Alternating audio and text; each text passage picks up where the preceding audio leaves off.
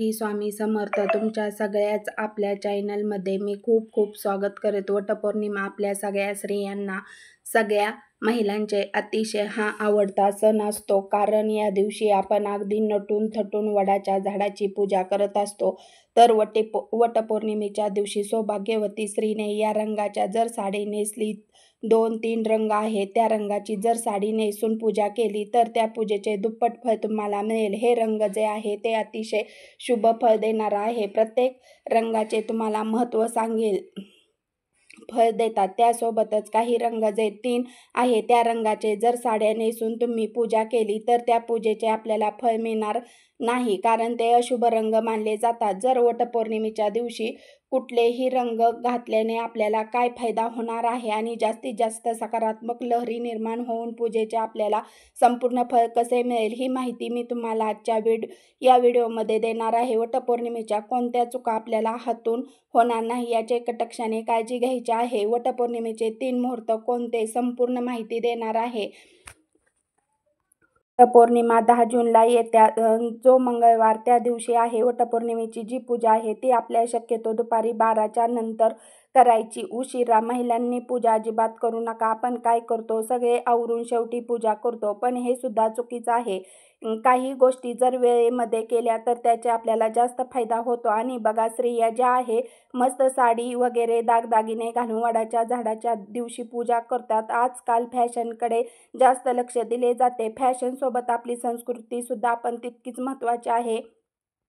बघा, शुभ रंग जे आहे ते घातल्यामुळे आपल्याला लाभ होत असतो. दुसरी गोष्ट म्हणजे दागिन्याच्या बाबत सुद्धा तसेच मी तुम्हाला महत्त्वाचे सांगणार आहे. यासोबतच बांगड्या सुद्धा आपल्या सौभाग्यवती स्त्रीचे एक खूण असते, तर त्या बाबत सुद्धा आपल्याला काही नियम पाळायचे गेले पाहिजेत. आता ते जे रंग आहे ते घातल्यामुळे सकारात्मक लहरी जास्त प्रमाणामध्ये निर्माण होतात. पूजेचे फळ आपल्याला घातल्यामुळे आपल्याला काय त्याचे लाभ होतात मी तुम्हाला सांगते. सगळ्यात पहिला महत्त्वाचा रंग म्हणजे हिरवा रंग. देवीला ओटी भरतो, हिरव्या रंगाची साडी अर्पण करतो, हिरव्या रंगाचा चुडा बांगड्या ज्या आहेत त्या आपण करत असतो. वटपौर्णिमेच्या दिवशी जर महिलांनी हिरव्या रंगाची साडी नेसली तर सर्वोत्तम तो रंग जो आहे सगळ्यात उत्तम मानला जातो. हिरवा रंग सौभाग्याचा प्रतीक आहे. हिरवा रंग हा आपल्याला सुख समृद्धी प्रदान असतो. बघा, हिरव्या रंगाची साडी घातल्यामुळे आपल्याला आपले सौभाग्य जे आहे ते वाढत असते. दुसरी गोष्ट म्हणजे हिरव्या रंगाची साडी किंवा बांगड्या घातल्यामुळे भगवान शंकर जे आहे ते आपल्यावर प्रसन्न होतात. आणि शिवशंकर निसर्गाचा एक जवळचे नाते आहे. तर त्यामुळे आपल्याला श्रावण महिन्यामध्ये बघा बरेचशा महिला हिरव्या रंगाच्या साड्या, हिरव्या बांगड्या सुद्धा घालत असतात. तर त्या हिरव्या रंगाची साडी घातल्यामुळे आपल्या वैवाहिक जीवनामध्ये अडचणी येत नाही, पती पत्नीमध्ये सौख्य राहत नाही.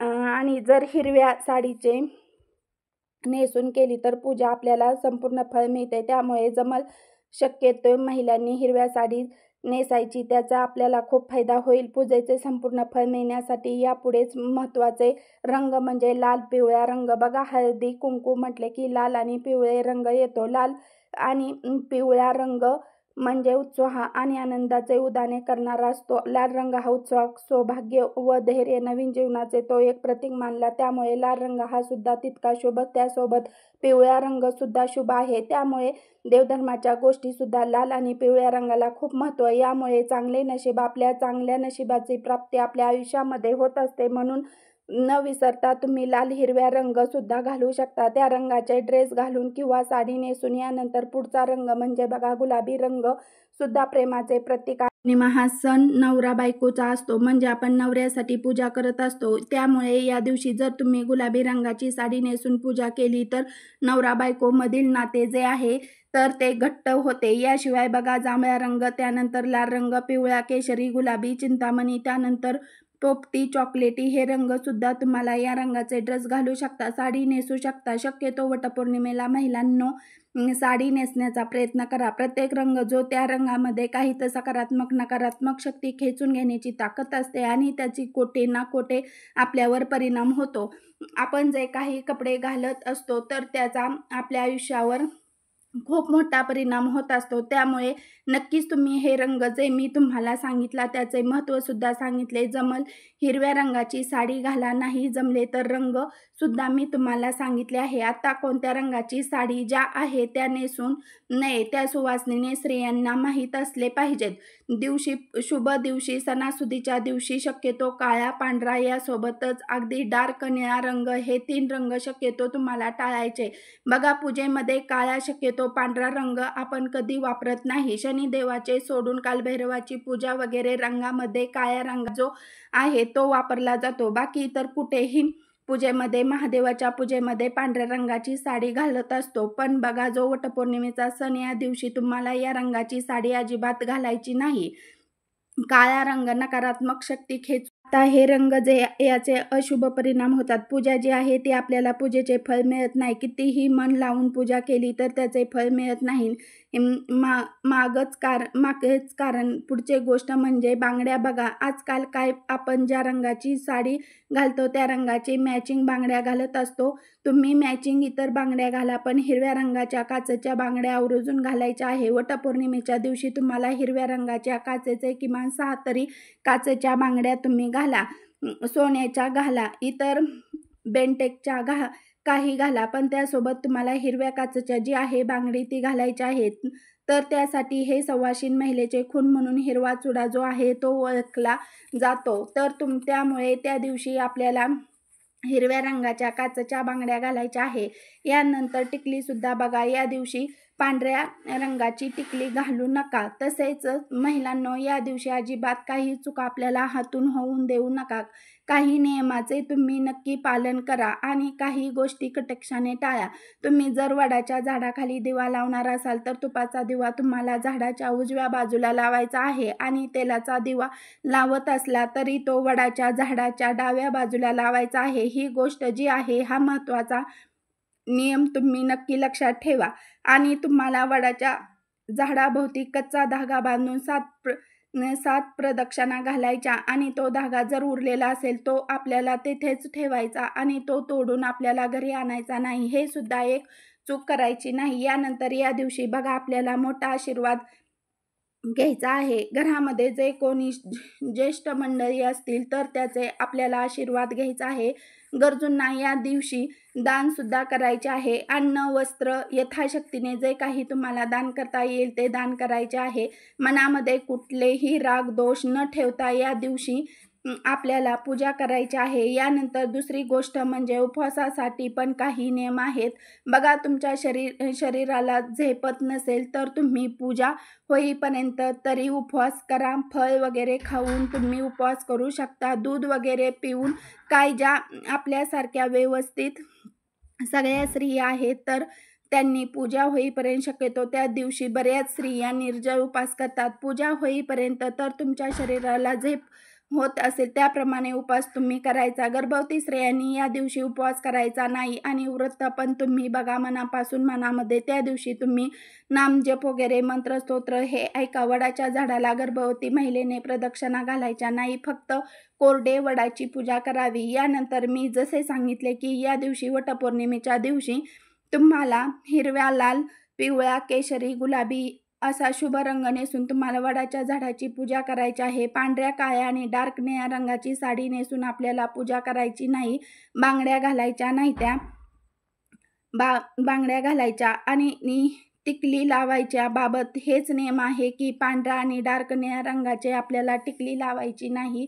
मनामध्ये नकारात्मक विचार, कोणाबद्दल काही दोष भावना हे मनामध्ये आणू नका. या दिवशी कोणाशीही सुद्धा भांडण करू नका. तमासी पदार्थाचे सेवन करू नका. सगळ्यात महत्त्वाचे म्हणजे वडाचे झाडाची जी फांदी आहे ती तोडून आणून त्याची पूजा करू नका. ही चुंबकाचे आहे. वडाचे झाड तुमच्या आजूबाजूला नसेल तर तुम्ही बघा जसे नागपंचमीचे चित्र आणून आपण त्याची पूजा करतो किंवा रांगोळी काढली तरी तशी तुम्ही पूजा करा, पण वडाच्या झाडाच्या फांदीची पूजा करायची नाही. हे नक्की लक्षात ठेवा. दुसरी गोष्ट म्हणजे तुम्ही बघा या दिवशी मोठ्यांचा अपमान होईल असे काही करू नका. कोणाची फसवणूक करायची नाही, खोटे बोलायचे नाही, कोणाचा अपमान होईल असे आपल्याला करायचे नाही.